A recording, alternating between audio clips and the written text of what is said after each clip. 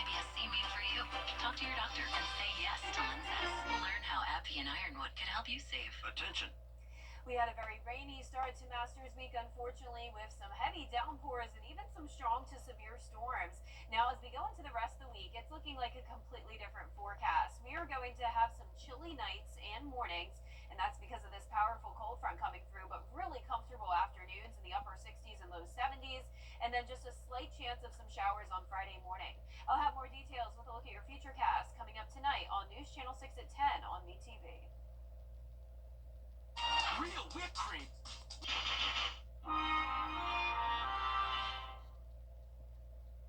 This is VTV, your home for memorable.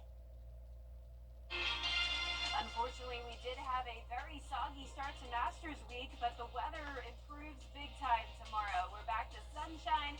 It's going to be a little bit cooler, and then we'll only have one slight chance of rain on Friday. I'll break down all those details coming up. Now at 10, Augusta National, Tiger Woods, and Richmond County School System, a partnership to help teach the future generation of golfers. We'll have the story straight ahead.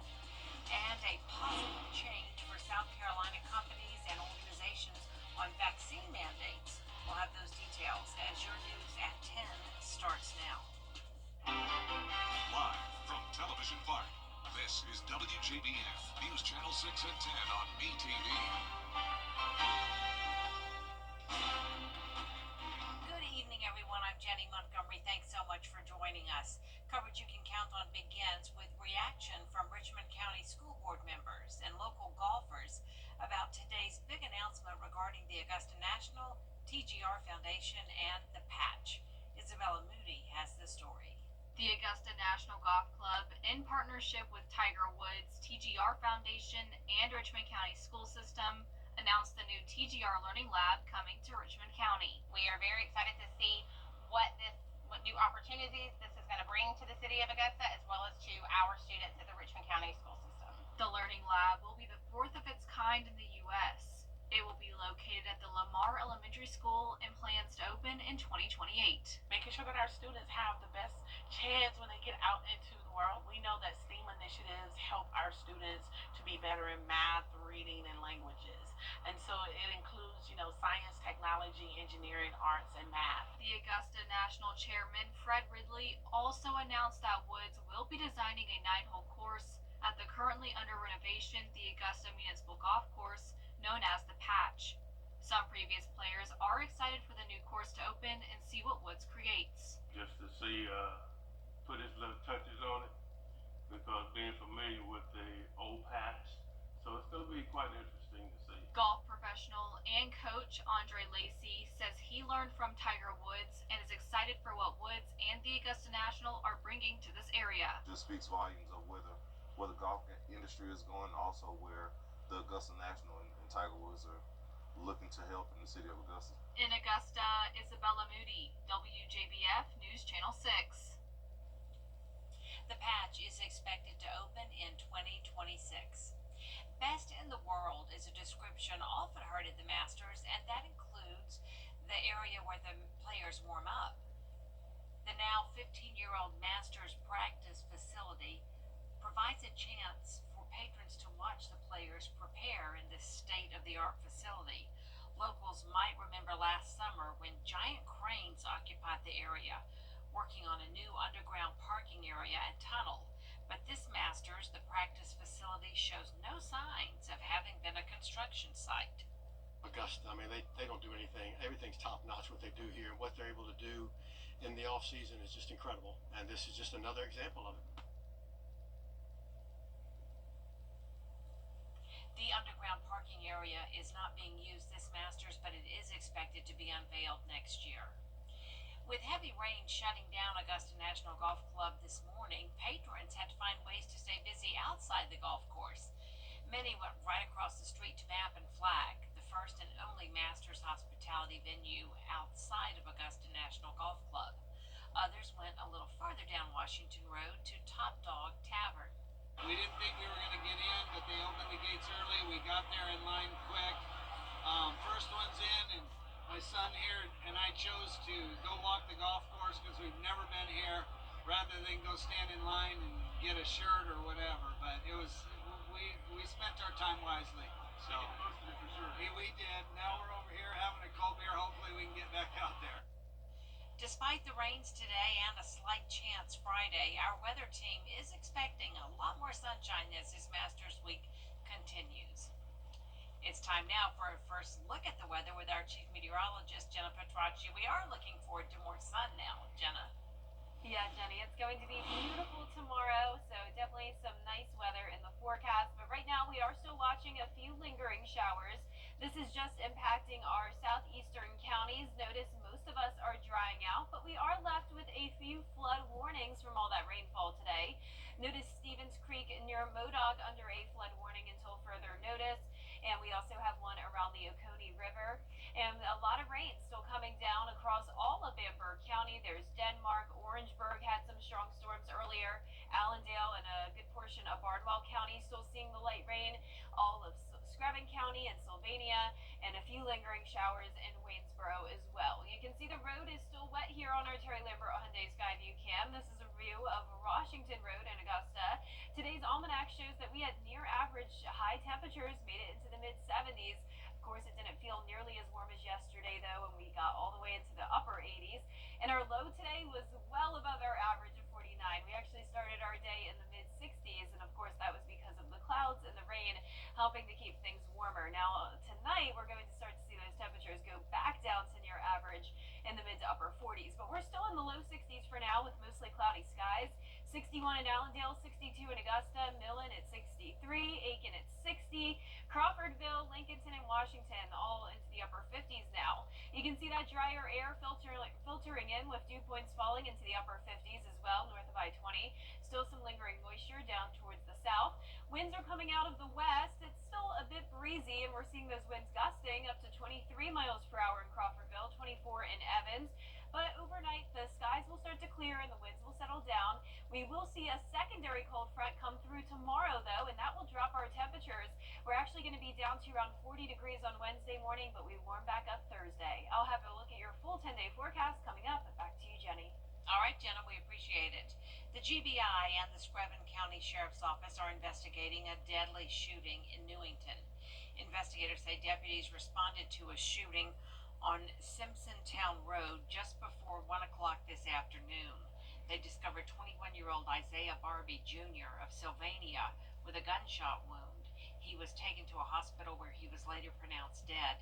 Anyone with information about the shooting should contact the Screven County Sheriff's Office or the GBI office in Statesboro. It may soon be against the law for a business or organization to have a vaccine mandate for employees in South Carolina. Caroline Yaffa tells us about the bill that could soon be debated on the Senate floor.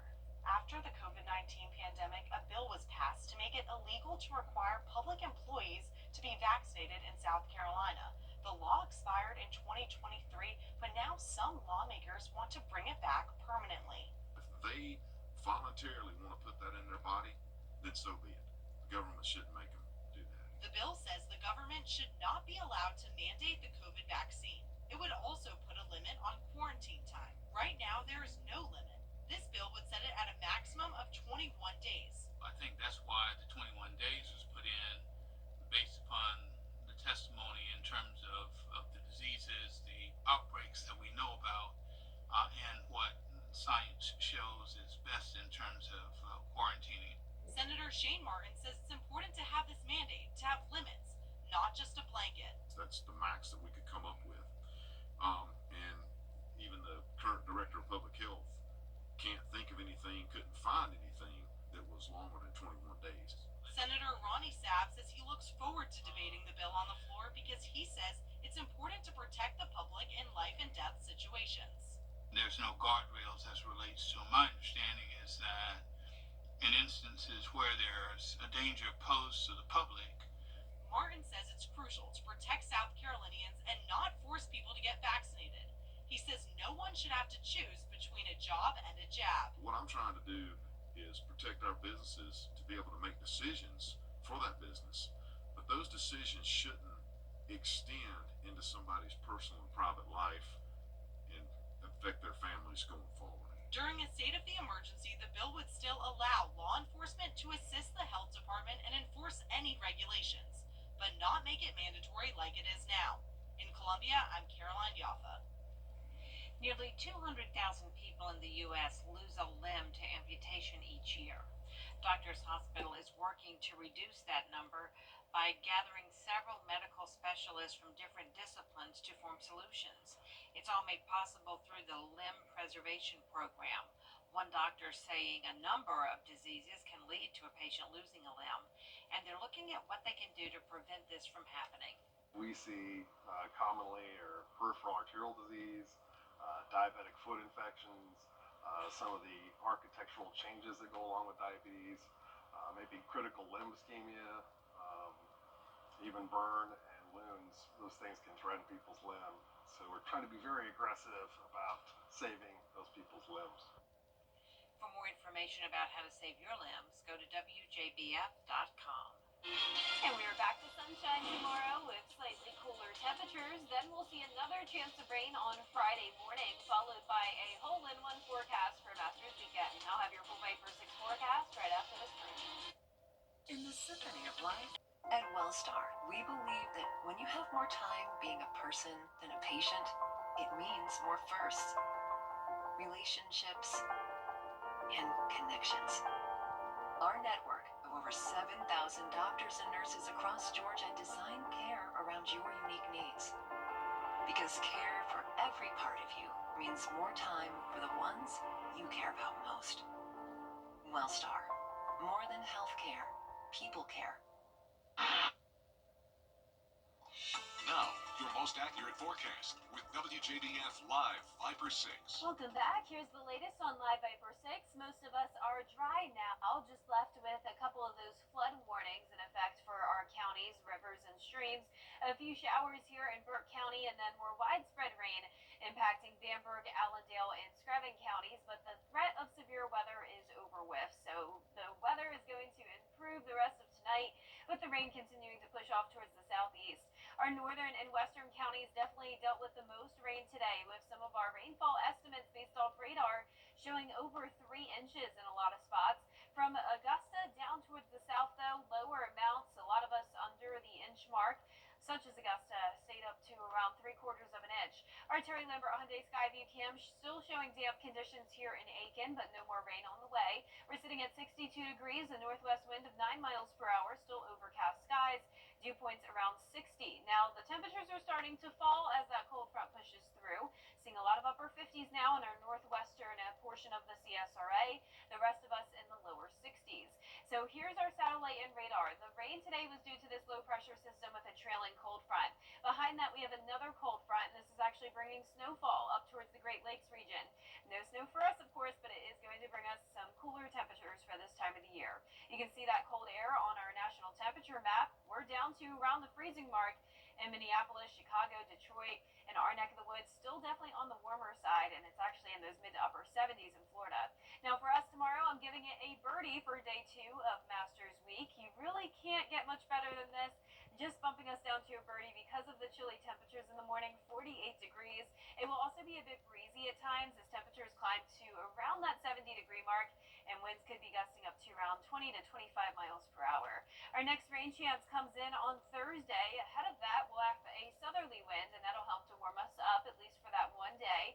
And then as we go through time here, you can see rain will be here early Friday morning. So please keep this in mind if you're headed out to Augusta National on Friday when gates open at 8 a.m. Rain will be likely, but the good news with this is that the front is going to be moving much faster. We're not expecting thunderstorms or much heavy rain at this time. And then just like with this cold front we're seeing tonight, we're going to have some reinforcing cold air move in behind it, and that will cool us back down for Masters Weekend. 68 will be your high on Saturday, lows in the 40s. But a beautiful day, or a beautiful weekend, and then warming up to 72 on Sunday. So the rain today, despite the flooding concerns, was very beneficial because notice we still have that severe drought around the lake, and a lot of CSRA counties dealing with that drought as well. So once the drought monitor updates on Thursday, we'll definitely see some improvement. But so far we've been below average for the past couple of months when it comes to our rainfall. As we look ahead here, after Masters Week, we will continue to see that dry weather. So once we're through that rain chance on Friday, things are going to be staying pretty dry and our temperatures are going to warm back up pretty fast from 72 on Sunday to 82 on next Monday. Our low temperatures tonight will be close to average, mid to upper 40s. Highs tomorrow will be in the mid to upper 60s, some of us getting to around 70 degrees. And that 10-day forecast, like I mentioned, showing so much sunshine and dry weather over the next 10 days to come. Just that 50% chance of rain on Friday morning. Hopefully that is in and out of here very fast. And looking forward to that completely dry weekend coming up. Certainly we are. Thank you so much, Jenna. Up next, tariffs making a change in the U.S. Coming up, the first day of Masters Week began this morning. Hear from one golfer who's playing in his final Masters tournament in sports. The hot tub blowout sale is long. Now, WJBF sports coverage you can count on. Certainly a rainy start to Masters Week as the first practice round was suspended at 11:25 a.m. on Monday, but a busy day inside the press center as Augusta National Chairman Fred Ridley had two major announcements regarding Tiger Woods. Not only will the TGR Augusta Learning Lab launch in 2028, but Tiger Woods is set to design a short course called the Loop at the Patch on Augusta Municipal Golf Course. The five-time Masters champion is designing a par 3 9-hole course set to open next year before the 90th Masters tournament. Now, Ridley says they may even explore options to include the Patch with drive, chip, and putt and the Augusta National Women's Amateur in the near future. Although Tiger could not be in Augusta due to his Achilles injury, his impact is being felt around the Augusta community. This is an asset for the community and everyone in the community, and we have every intention, and we will. I commit to you that we will continue to have it be an affordable place for people to play golf.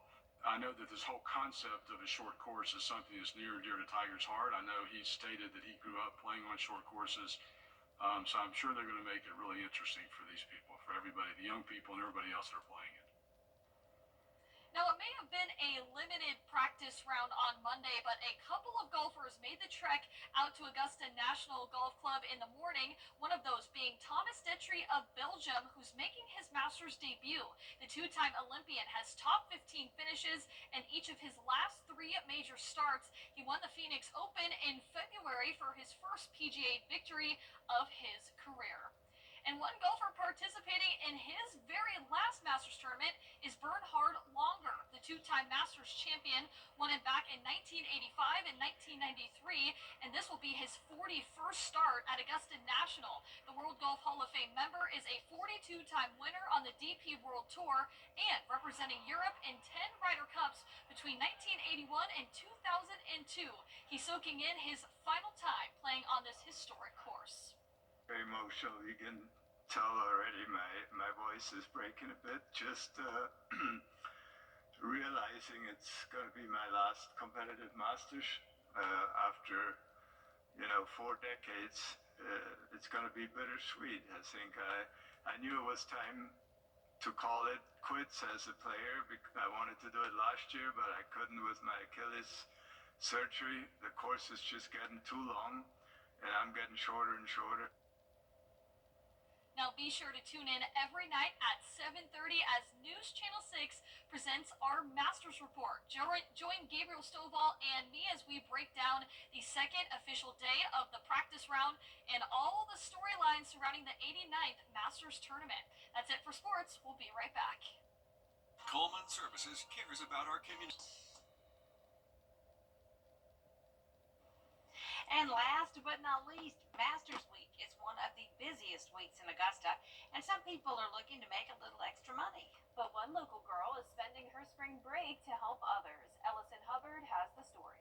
Ryan Breeding, who is in the 3rd grade at Riverside Elementary, has been making art for a year now. And now, after creating a beautiful golf scene from the Augusta National, she has a reason why she did it. Because it's Masters season, and I thought everyone would want to buy it.